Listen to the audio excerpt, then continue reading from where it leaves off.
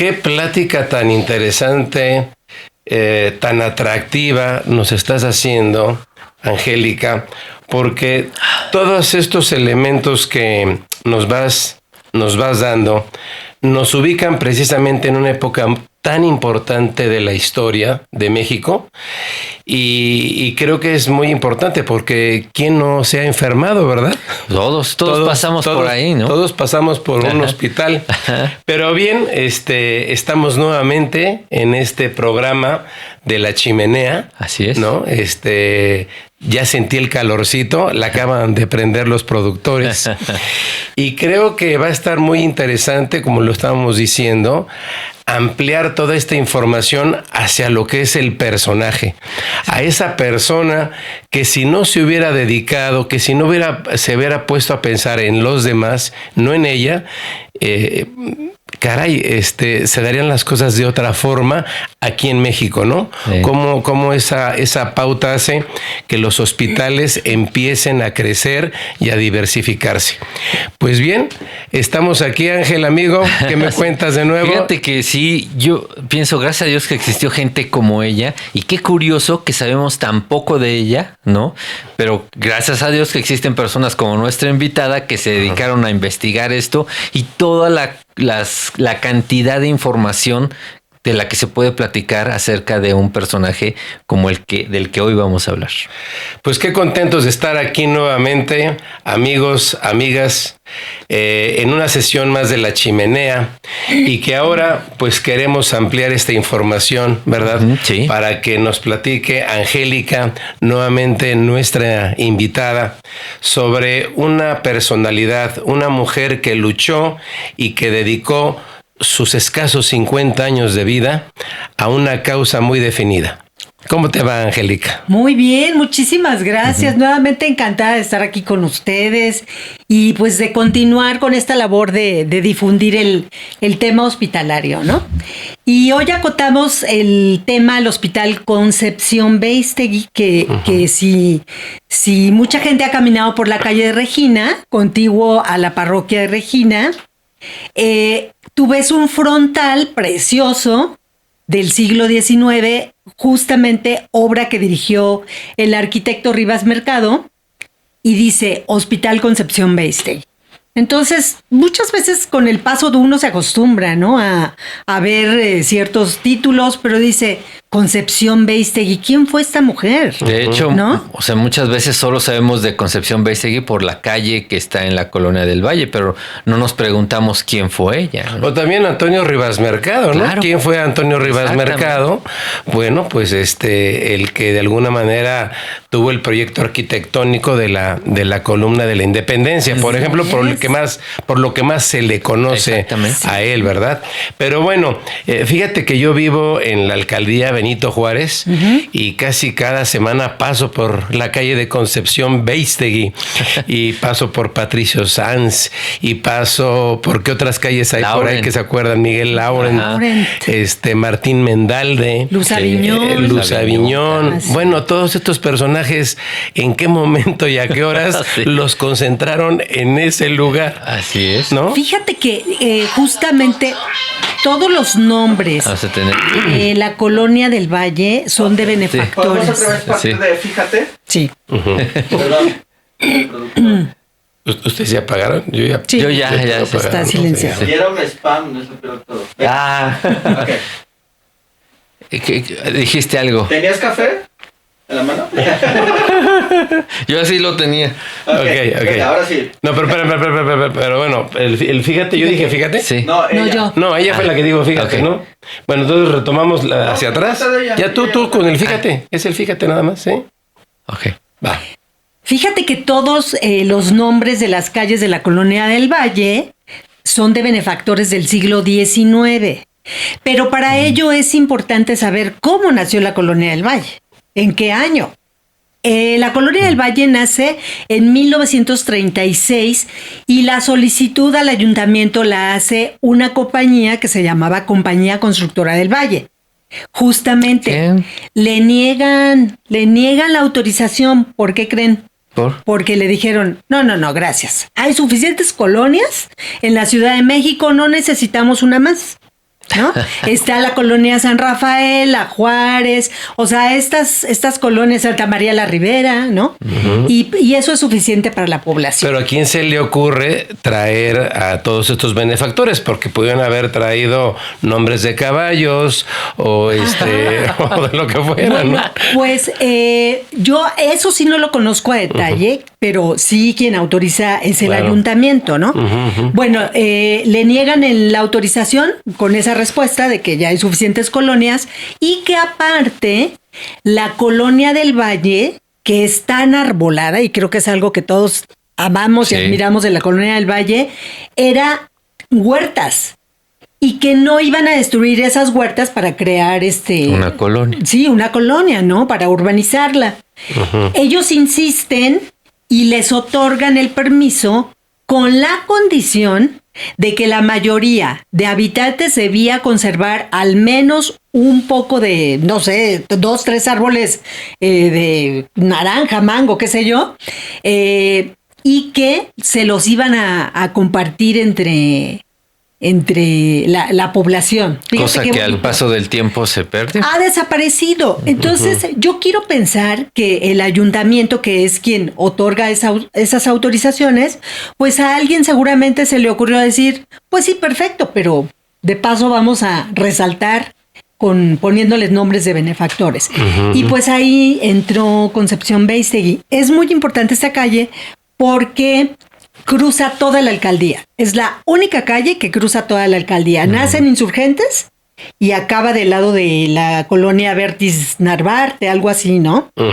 Entonces, incluso tenemos por ahí una promesa de que se va a subir de rango. Va a dejar de ser calle para convertirse en avenida. En avenida. Así es. Oye, pues vale mucho la pena esa situación. Pero bueno, ya estando ubicados en esta parte, en el seno de la colonia del Valle, ¿no?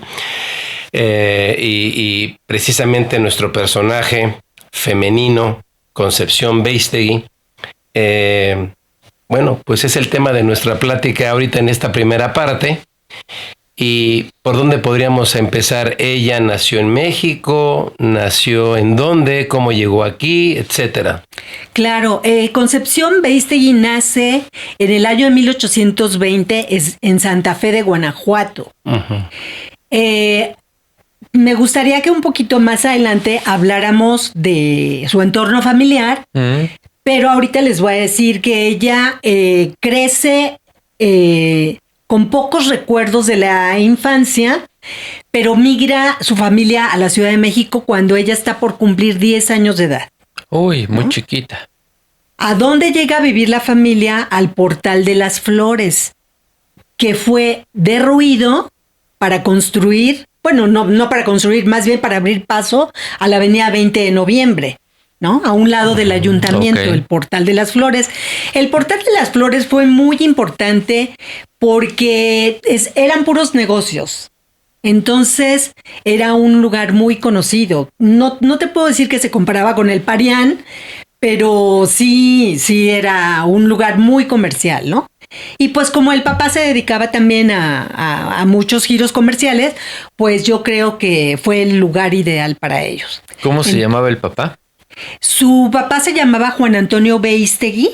Él era originario de la provincia de Arrasate, Mondragón, en la provincia Guipúzcoa. Sí, exactamente. Okay. Entonces, él llega, lo he comentado con alguna investigadora que hizo una investigación acerca de la familia Beistegui únicamente como comerciantes, ¿no? Como un entorno financiero. Y lo decimos en palabras coloquiales, Juan Antonio llegó con una mano atrás y una adelante. No traía absolutamente nada. Se viene con un hermano y llega a trabajar a una tienda de, hoy diríamos estas tiendas como de pueblo que tienen de todos los productos, ¿no? A un tendajón, y muere el dueño y él se queda a trabajar con la viuda. Pero era un hombre tan trabajador que empezó a sacar adelante la tienda y les empieza a ir muy bien, al grado tal que se convierte, digamos, en una especie de socio, y ahí empieza a gestarse su fortuna. Ok. Ahora, se sabe que de alguna manera él empieza a incursionar en los negocios, como lo que tú acabas de mencionar. Se diversificó el papá, se mantuvo una línea. ¿Qué fue lo que a él se le presentó como opciones de negocio? Y se ve que traía buen filo para contar las monedas y los pesos, ¿verdad? Como todos los españoles. Como todos los españoles de esa época, claro. Pues en esta investigación que les comento, los resultados que se arrojan es que la familia Beistegui fue la familia más rica de finales del siglo XIX, y hay dos razones: que se concentró en una sola generación y en una sola familia, ¿no? Entonces, creo que supera por mucho a otras tantas familias de abolengo del siglo XIX, pero ellos conservaban lo que hoy diríamos como un bajo perfil, ¿no? El señor era muy reservado, muy humilde.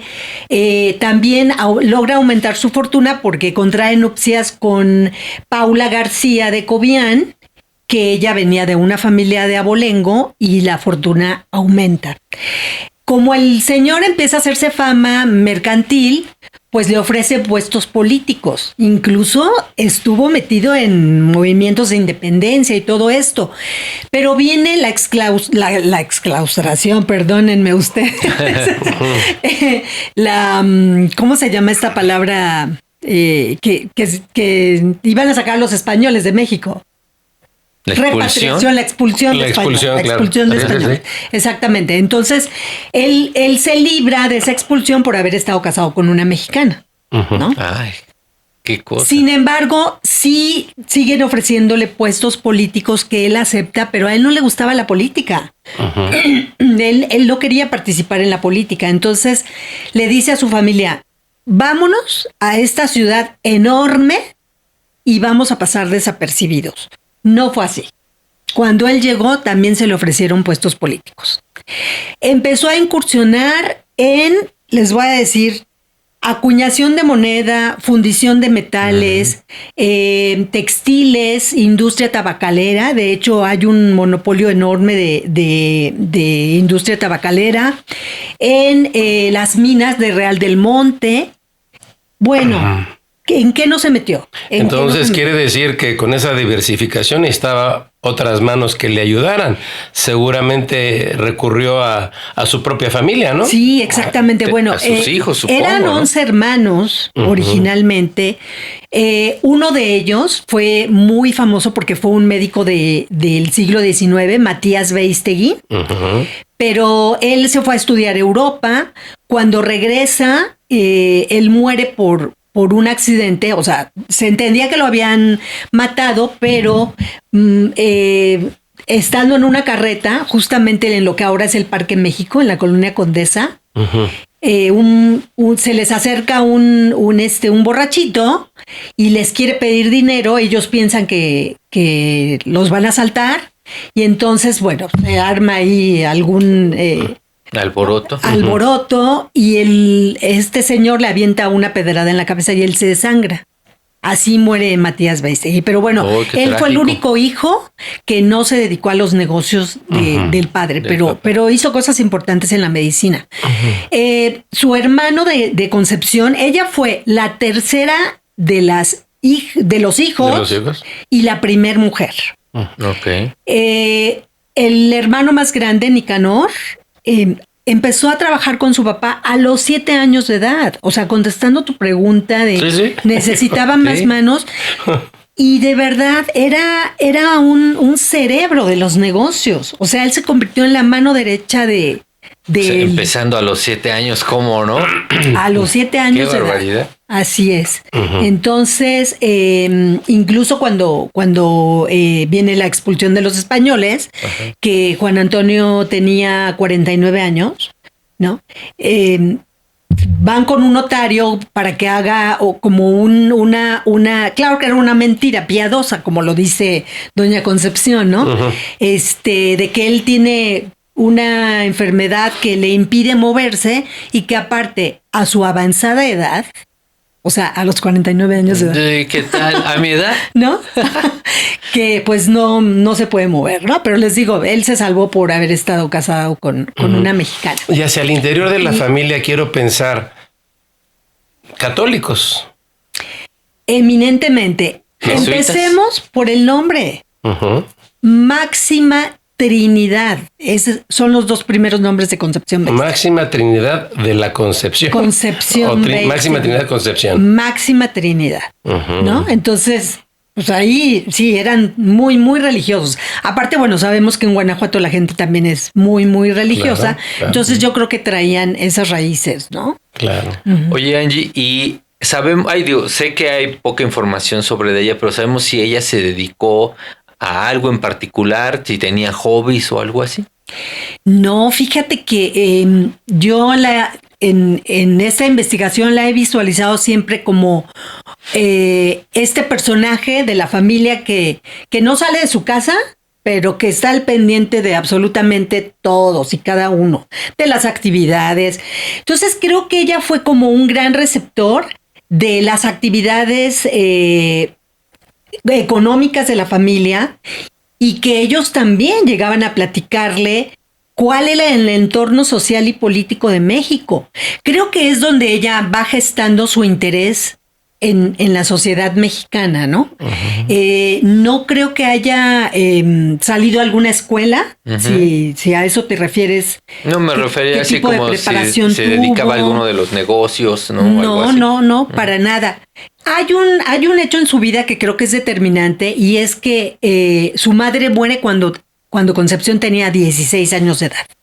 Entonces, al ser la más grande de las mujeres, creo yo que es cuando se hace cargo de la familia. Y en esa época era clásico, ¿no? Se muere la mamá, la hija mayor inmediatamente agarra las riendas. Sí. Y seguramente ese fue un factor decisivo. Exacto. Entonces, imagínense ustedes, dos de las hermanas se casan con políticos, con diplomáticos franceses, ¿no? Ujú. Entonces iban a esas grandes fiestas porfirianas y Concepción en su casa y en su iglesia. Y eso se deja ver en parte de su testamento porque es como ella está tan preocupada por todas las órdenes religiosas que comentábamos en el programa anterior y por qué está tan preocupada no solamente de las personas, sino de la iglesia, las parroquias, qué estado tenían los sacerdotes viejos y enfermos, quién los iba a sostener, en fin. Y se atraviesa la reforma, ¿no? Que también comentábamos que fue un acto político tremendo y ella les pagó las rentas. Y que se sabría si fue cortejada por algún comerciante, por algún español, un criollo. No hay información no hay información de eso. No, incluso en su testamento ella se dice doncella, ¿no? Sí. Lo cual me parece casi que era algo místico. Sí, ¿no? sí. En la pureza de las monjas. Claro, ¿no? y seguramente muy cercana a las concepcionistas, ¿no? Sí. Yo comentaba también en alguna ocasión que hay ciertas coincidencias, ¿no? Que ella se llamara Concepción y llega al convento de las concepcionistas y después en el hospital se hace un hospital eminentemente de enfermedades de la mujer y como lo narra ella en su libro es cierto que la maternidad no es una enfermedad, pero es un acto de concepción, ¿no? También. Entonces sí, son ciertas coincidencias. Sí. Entonces, ¿de qué muere Concepción Beistegui? Híjole, muere y bien joven, ¿eh? Sí. A los 50 años de edad de una enfermedad pulmonar. No me digas. En mis consultas yo he encontrado información acerca de que dicen que le aplicaron el mismo tratamiento que a Juárez, de meterlos en agua hirviendo. No me digas. ¿No? Para hacerlos reaccionar. Entonces, bueno, no está comprobado, pero dicen que muere de las quemaduras, ¿no? Pero que en realidad pues fue una enfermedad pulmonar. Así es. Caramba. Sí. Bien, entonces, con la muerte de ella, hasta donde tengo entendido, porque bueno, al obsequiarme el libro, he visto que ahí mencionas que el papá era tan visionario que preparó con tiempo su fortuna. Y eso seguramente se lo habrá heredado a Concepción Beistegui, ¿no? Ella también preparó con tiempo su testamento. Sí, lo preparó 2 años antes de que su papá muriera, ¿no? Pero aquí voy a abrir un paréntesis para mencionarles el estatus, digamos, de Nicanor. Ok. Porque el presidente Santana estaba pidiendo mucho dinero a los empresarios de la época. Y como, perdón, Nicanor no le da dinero, lo meten a la cárcel. Entonces, hace ratito mencioné que 2 hermanas casaron con diplomáticos franceses. Uno de ellos interviene para que liberen a Nicanor, pero toda la familia agarra sus cositas y se van a vivir a Francia, porque también habían hecho negocios en Francia. Son los precursores de los ferrocarriles en Francia. Tuvieron industria bancaria e industria de gas en Francia. La única que permanece aquí es Concepción Beistegui, ¿no? Se notaba que ella amaba México, amaba a su gente, que no se quería, porque yo quiero pensar, si usamos esta palabra que coloquialmente se oye muy mal, que es solterona, ¿no? Uh-huh. Que ella para la época en la que vivió estaba considerada una solterona, imagínate, pues no se hubiera quedado sola. Tendría toda la libertad para irse sin hijos, ¿no? Claro, exactamente.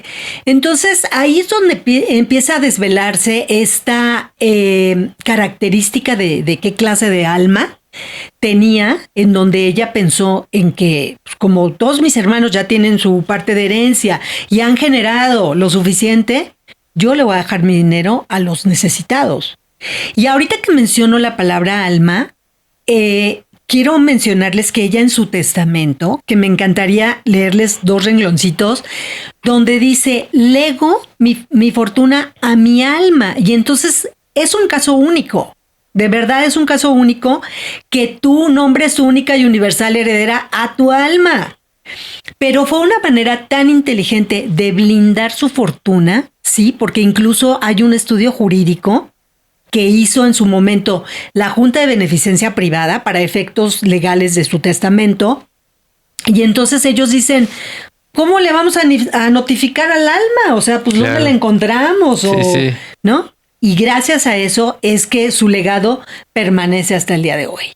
Gracias a esa visión que ella tuvo. Oye, regresando a la pregunta de Alfonso, supongo que ella se empezó a sentir mal o empezó a sentir problemas de salud que trabajó en su testamento antes de morir. Bueno, 2 años antes, de hecho, 2 años antes. Entonces, es impresionante la puntualidad, la redacción del testamento y cómo empieza a repartir. O sea, hay una parte que dice, para mi sobrina y mi tía fulanitas de tales, porque bueno, no tienen tanto dinero para sobrevivir.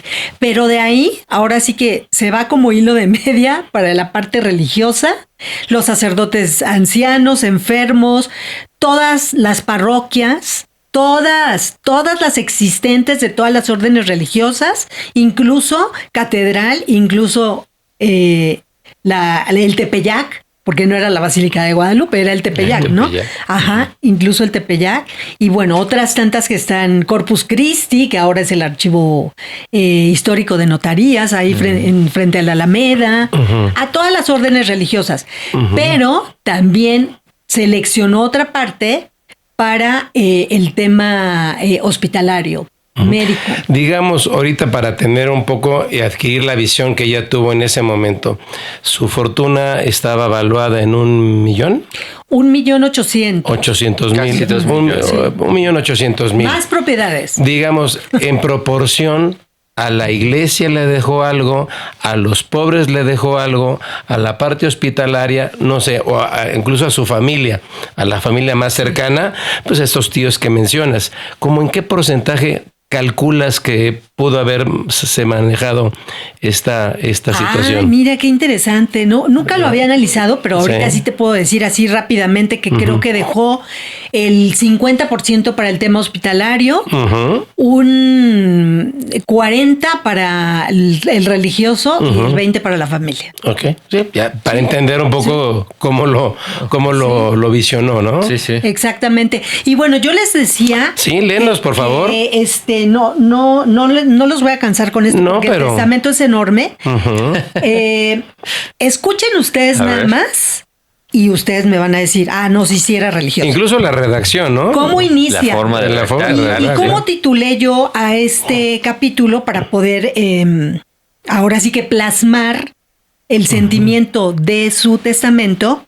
Yo le puse aquí mi testamento como legado humanitario, porque eso fue. Y recordemos que tu libro se llama Concepción Beistegui, Vida y Obra, Así. ¿verdad? Por Gloria Angélica Solchaga Moreno. Y de este libro nos vas a leer ese fragmentito. Solo el inicio. El inicio, claro. Y dice, en el nombre de Dios omnipotente, trino y uno, Creador y Señor de todas las cosas, con su divina y santísima bendición, y bajo el amparo de la Santísima Virgen María, en su advocación de Guadalupe, y de su Santísimo Esposo Señor de San José, y del glorioso Señor San Cayetano. Yo, María Concepción Máxima Trinidad Beistegui García, quiero, y es mi voluntad, extender con ese, porque es escritura del siglo XIX, extender y arreglar mi testamento y disponer de mis bienes del medio que tengo ya pensado. Y ahí empieza cada una de las cláusulas, ¿no? Pero si bien todo es interesante, la parte más fuerte que les digo yo es que nombra a su única y universal heredera, a su alma, ¿no? Entonces yo les digo, hay gente que se sabe que heredó a sus gatos, a sus perros, que heredó fideicomisos, sí, eso es cierto. Sí, pero alguien que nombras como única y universal. Como a ti misma, siendo espejo de ti mismo, ¿no? Exactamente. Sería una avant-garde, porque ahora que está tan de moda el yo universal, ¿no? El yo que trasciende. No yo la persona mortal, ¿no? Sí. Y toda esta espiritualidad, ella sería así como, mira, voy a heredar todo a mi yo trascendental. Sí, totalmente, de verdad. Locura, ¿no? Es una figura muy interesante. Pero les digo, solo al paso de los años vemos que logró blindar su fortuna para que sea intocable. O sea, ella lo dice. El exconvento de Regina, que le pertenece y le seguirá perteneciendo a mi alma. ¿Sí? Bajo estas disposiciones jamás podrá ser enajenado. Ya era ex convento de Regina, entonces. Sí, claro, claro. Y entonces háblanos un poco de cómo ya se conforma este hospital en el que tú estuviste trabajando. Claro. Bueno, es importante también mencionar los momentos históricos por los cuales el recinto ha pasado, para que entendamos cómo va transcurriendo esta parte de la historia, ¿no? Bueno, las monjas son exclaustradas, deja de ser convento, y pues viene la reforma del presidente Juárez, y entonces se cede a los militares el exconvento de Regina, para que sea una caballeriza y una cárcel de presos militares. Hasta que hay un señor de nombre Ramón Obregón, que es originario de Tamaulipas, que era amigo del presidente Juárez y le presta dinero para financiar su campaña liberal. Entonces pasan algunos años y él le cobra. De hecho, aquí en el libro viene esa carta, ¿no? En donde le dice, bueno, tiempo ya ha pasado suficiente y yo ya me diste un adelanto, pero yo quiero el resto de mi dinero, ¿no? Y Juárez le dice, pues no tengo dinero, pero ¿sabes qué? Mientras tanto, confórmate con el exconvento de Regina, y se lo cede. Entonces, él lo tiene 15 años, no hay información de qué hizo durante esos 15 años, y hasta que él lo vende, a la testamentaría de Concepción Beistegui. Entonces, es donde se abre el hospital. El hospital es inaugurado el 21 de marzo de 1886 por el presidente Díaz. Hay narraciones en donde todo esto fue con esta parafernalia política maravillosa, quiénes fueron los invitados, cómo está conformado, quién es el primer director, que ya se los mencionaba yo, es de Joaquín Bertis, hijo de José María Bertis, uno de ellos. Y bueno, ¿qué es lo que llega a ser el Hospital Concepción Beistegui? Un hospital de alcurnia, pero de alcurnia médica, porque en realidad ahí los deseos de Concepción Beistegui se cumplieron, que se diera atención médica a las clases más vulnerables.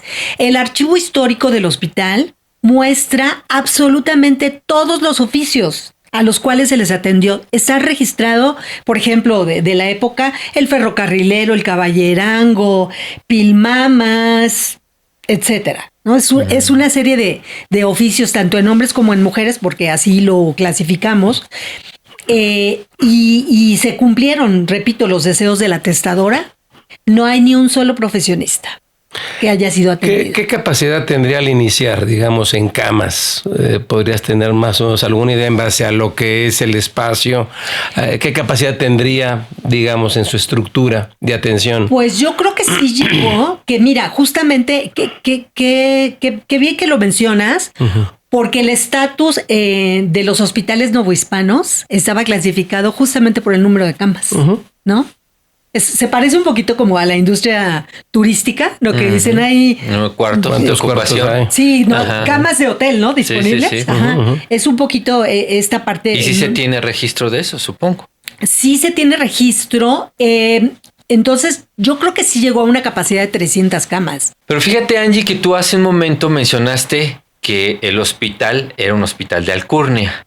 Entonces, si tenía toda esta gente de todas las profesiones, de los más pobres, ¿no? De la gente más necesitada, ¿por qué era de alcurnia? Bueno, se le llamaba así por el nivel de médicos. Ok. Una de las funciones muy importantes que cumplió el Hospital Beistegui es que en el espacio que ahora es el museo, se daban clases, hoy le llamamos capacitación, ¿no?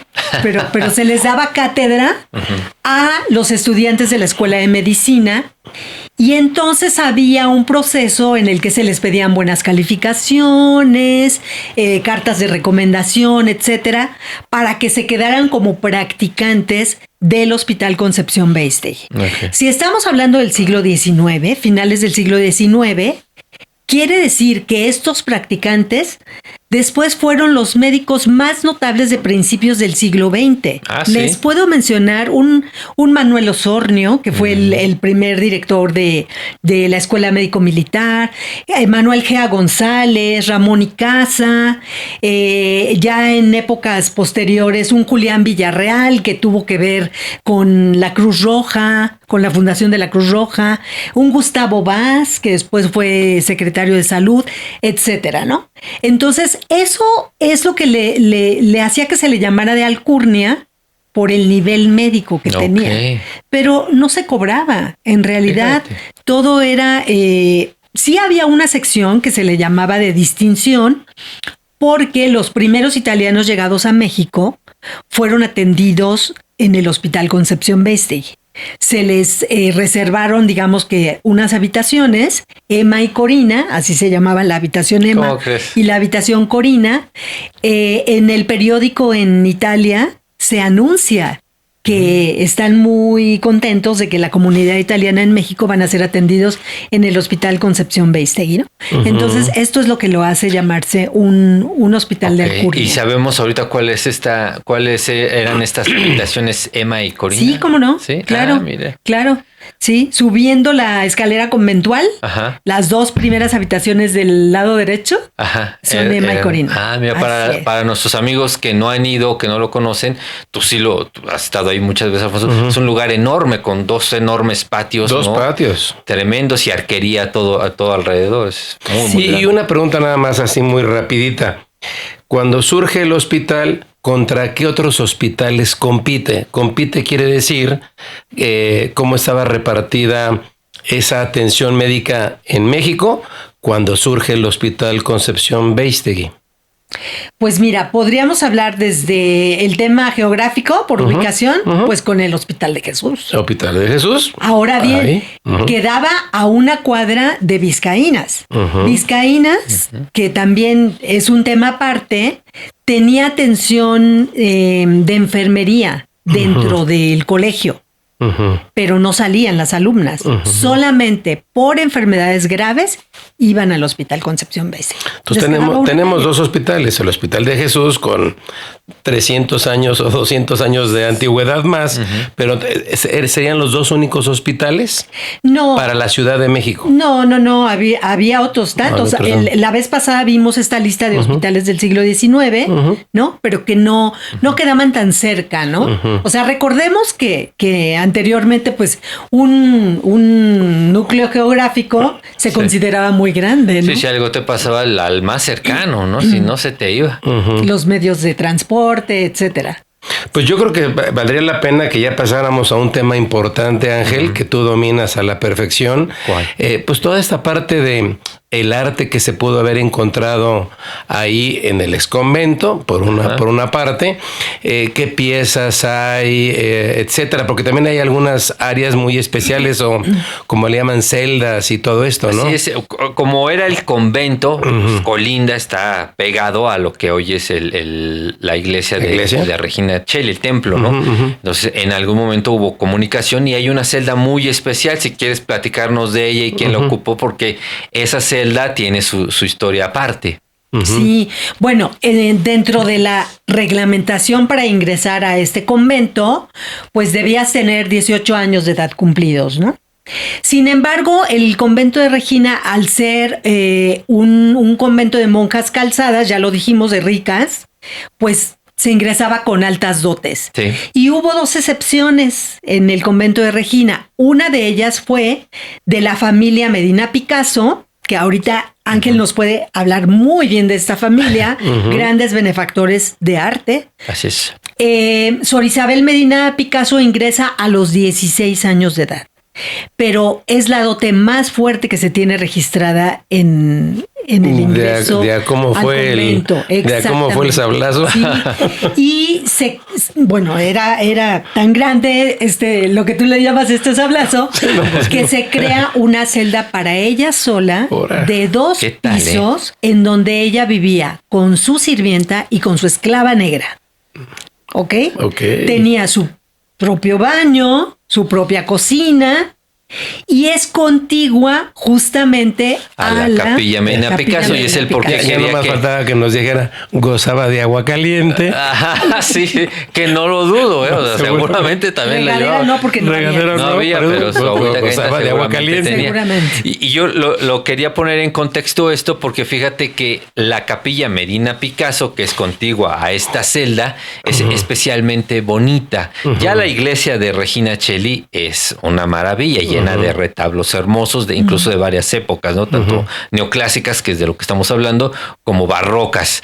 Pero la Capilla Medina Picasso tiene 3 retablos. O sea, tú entras y vas a ver a tu izquierda, a tu derecha y al frente 3 grandes retablos en hoja de oro, preciosos, barrocos, que estaban en su inicio adosados y adornados con pintura nada más y nada menos que de Nicolás Rodríguez Juárez, es decir, de uno de los más grandes pintores de los que llamamos Old Masters del siglo XVIII. Nicolás Rodríguez Juárez, hermano de Juan Rodríguez Juárez, transitan entre los últimos años del siglo XVII al XVIII y su taller ya está activo en el XVIII. Nicolás Rodríguez Juárez, además de ser pintor, en sus últimos años se vuelve fraile. Y parece ser que le trabaja bastante tanto a las vizcaínas, porque tenemos mucha pintura de él ahí, como en especial para Regina Coeli, y es contratado por Medina Picasso para llenar de pinturas todos esos 3 retablos. Wow. Tanta es la dote de Medina Picasso que de hecho hay una efigie de él, es una escultura de él, ahí en la capilla, con su sombrero y todo tal como era. Es decir, él se supo retratar no solo en pintura, sino en escultura, y esa escultura existe aún a la fecha en la Capilla Medina Picasso.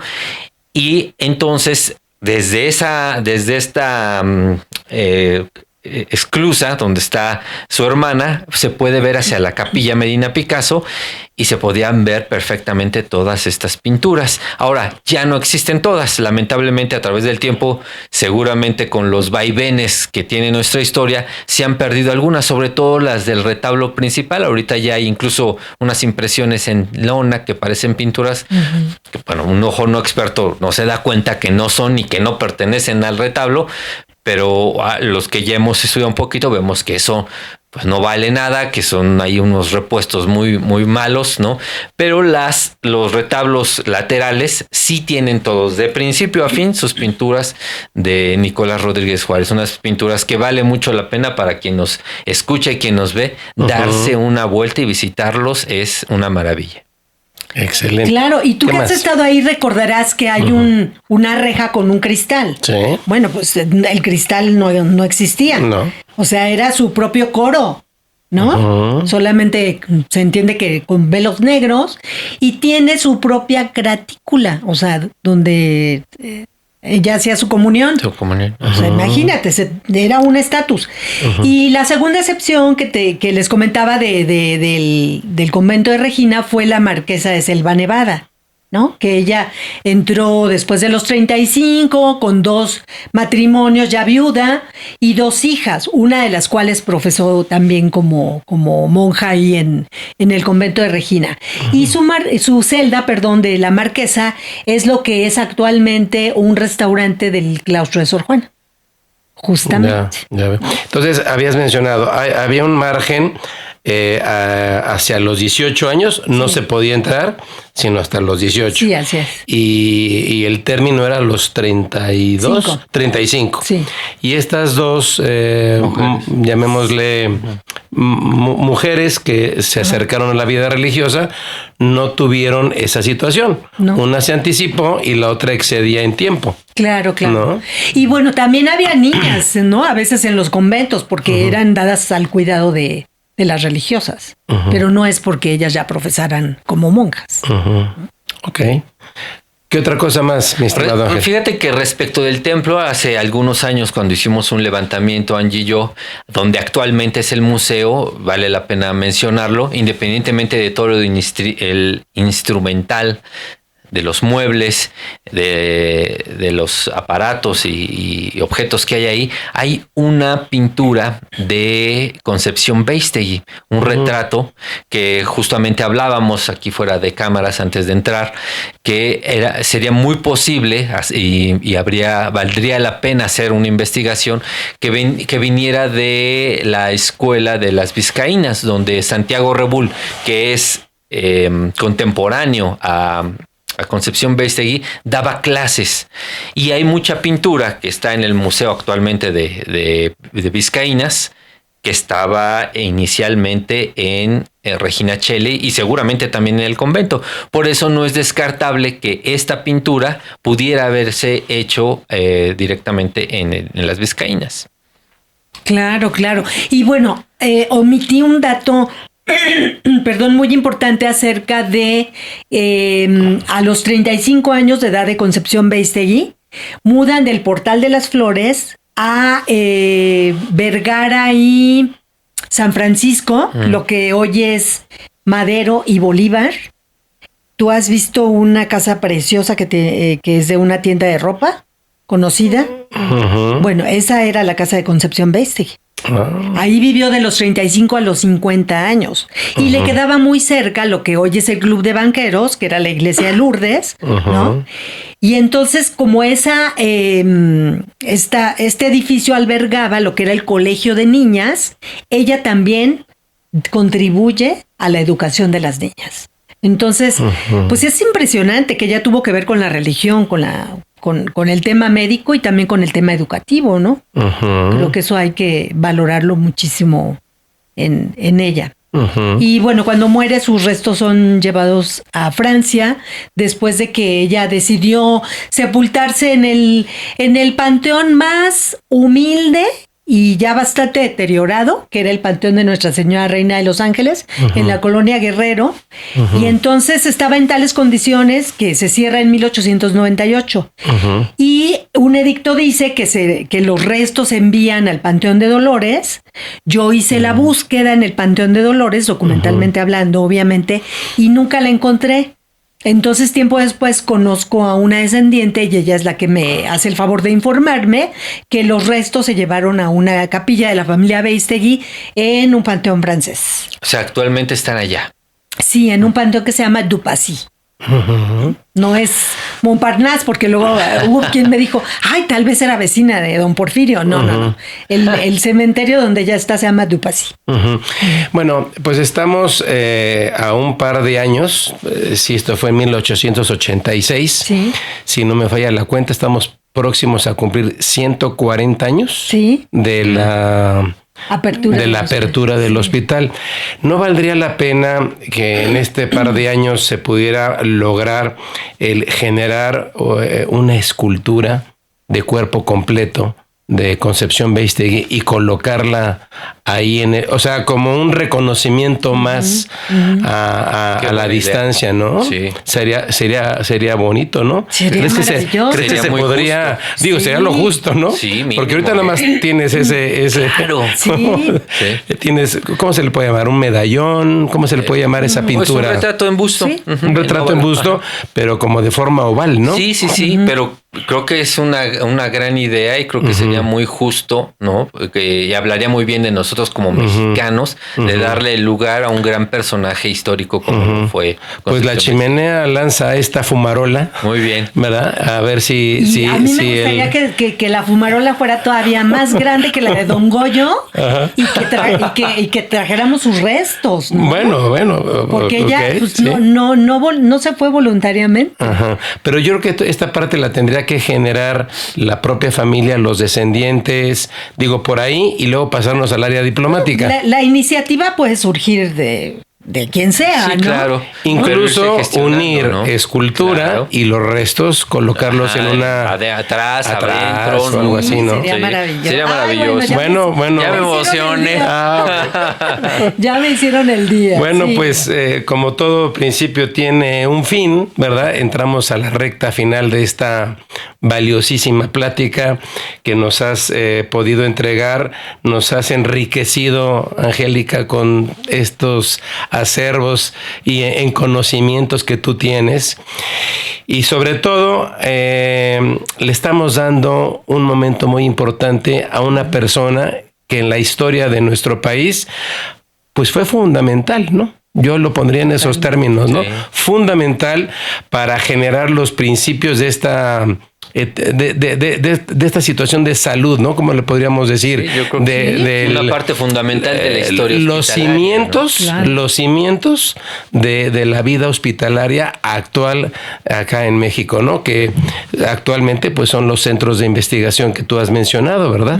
Sí. Así es que creo que eso es muy importante. Así es que algunas palabras para terminar esta entrevista, Angélica. Pues me encantaría que leyeran el libro para que ustedes vean al ritmo de cada persona y el valor de estos médicos de la época, ¿no? Porque yo lo he dicho que se preocupaban por la cura general y no les importaba el contagio personal, ¿no? Porque ni siquiera se usaban los cubrebocas, ni guantes quirúrgicos. O sea, hay por ahí una narración maravillosa de un médico que operaba fumando. Sí. Así esterilizaba las cosas. Operaba fumando. Y entonces quien hace la hombre. descripción, que es un alumno, Qué bárbaro. esto es del siglo XIX, ¿no? Sí, claro. Dice, con sus manos, con sus dedos llenos de pus, prendía el siguiente cigarro y así, ¿no? O sea, cuando no existía la asepsia y la antisepsia. Entonces me encantaría que, aunque no sean médicos, por cultura general, nos metamos en estos temas del contenido del archivo histórico, qué enfermedades se curaban, con qué, la botica. Hay un tema muy interesante en el libro que es un estudio de la recomendación de bebidas alcohólicas como medicamentos, obviamente dosificado. Y ahí también hay un parteaguas histórico muy interesante porque inicia con el pulque. O sea, el pulque era un medicamento. Luego, en la invasión francesa y norteamericana, entonces tú ves cómo ya los médicos empiezan a recetar whisky, brandy, cerveza, y eran medicamentos. Entonces, esto es lo que me encantaría que la gente leyera. Podríamos hablar también de los botámenes que existen. Claro, ahí, de la ¿no? botica. Muy bien, pues adelante, próximamente te estaremos viendo. Y gracias. pues vamos a despedirnos de toda nuestra audiencia. Les agradecemos que estén con nosotros y nos vemos hasta la próxima. Gracias.